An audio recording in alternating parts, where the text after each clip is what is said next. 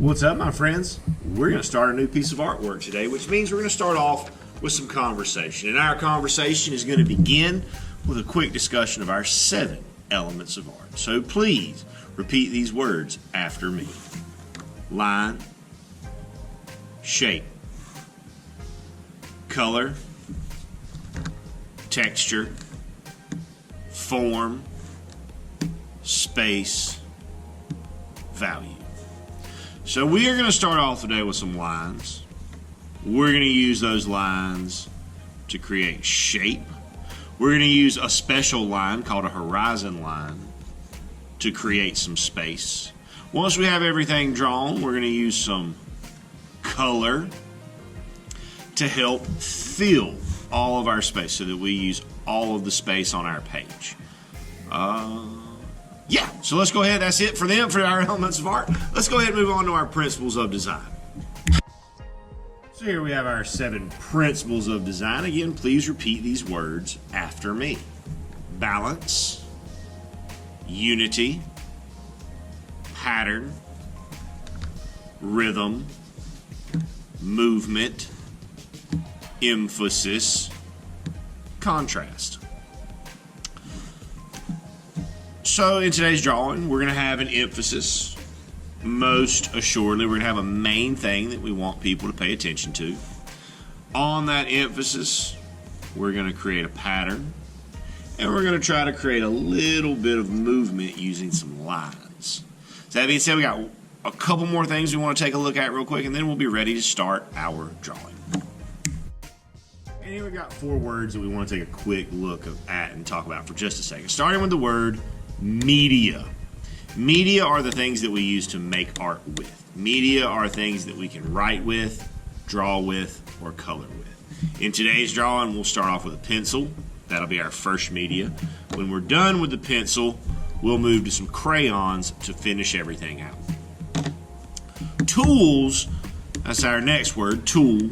Tools are the things that we use to make art that we cannot write with, draw with, or color with. The only tool that we might need today is that eraser. That's a tool that helps us make art, but we can't write with it, draw with it, or color with it. Now, other examples of tools could be a pair of scissors or a glue stick or anything like that. Which brings us down to the word horizon line. Say this term for me, horizon line. Horizon lines show us where the ground stops and where the sky starts, so that we never have that empty gap between them. We don't ever want to put a line down here and a line up here. We don't ever want to do it this way because it does not use our space well and it does not look very nice.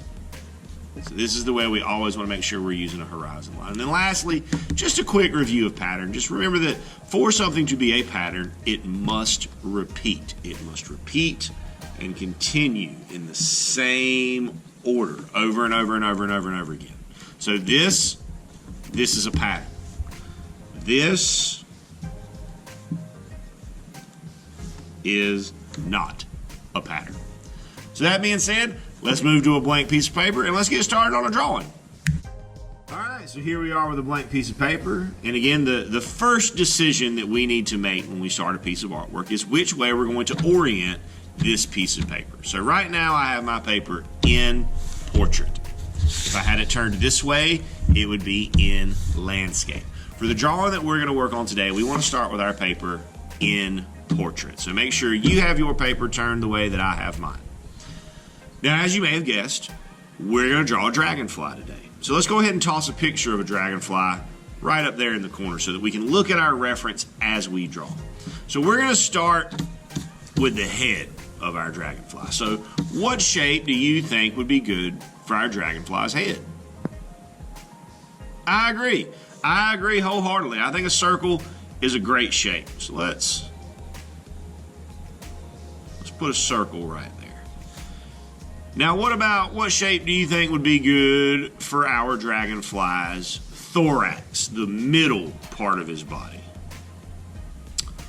I think a circle or an oval could work there, but what we want to do there is we want to make sure that it overlaps a little bit.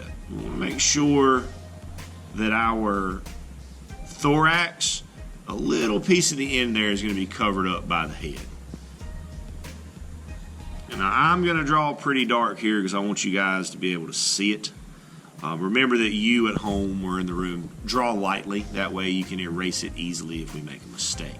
And in what shape do you think would be good for the abdomen, for the back part of our dragonfly's body? I think a very long, skinny rectangle could work. I think maybe a triangle could work. Oval. Yeah, I think a skinny oval is going to be our best. So again, we want part of it to overlap. And we got to make it really, really long. That part of their body, their abdomen, is really, really, really long. Okay.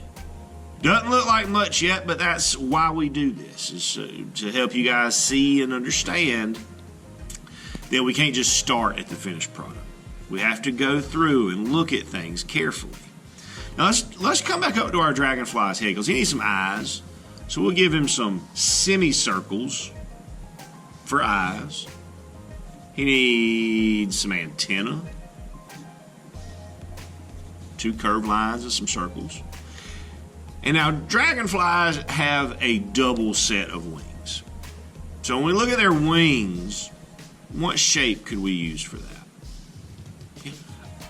Absolutely. Again, an oval can work for this. Now the big thing to remember though when we make these wings is that the top wing is bigger than the bottom wing. We want to bring our wings out almost to the edge of our paper. And then we have our smaller wings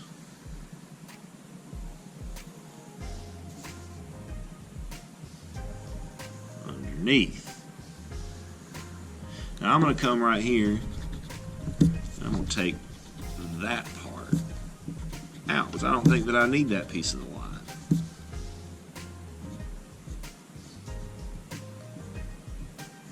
Now dragonflies do have legs, but they don't use their legs to walk very often. If they are using their legs, it's usually just so that they can grab onto something and sit down. But we still want to make sure they have legs. And now their legs grow out of their thorax, the middle part of their body. So we want to go 1 leg, 2 leg, 3 legs. 1 leg, 2 legs, 3 legs. I'm just using kind of triangle type shapes for that. Last couple things we want to do to our dragonflies, we want to put some stripes on the body to create a pattern, and then we want to create some veins on the wings. So on our body, we just want to make lines, and we want to make sure that our lines touch both sides of the body. So if I draw a line like this, is that line drawn correctly? No, it is not. It has to go all the way across. We also want to make sure that we do not put our lines too close together, because if we put them too close together, it can create problems when it's time to color and to create this pattern.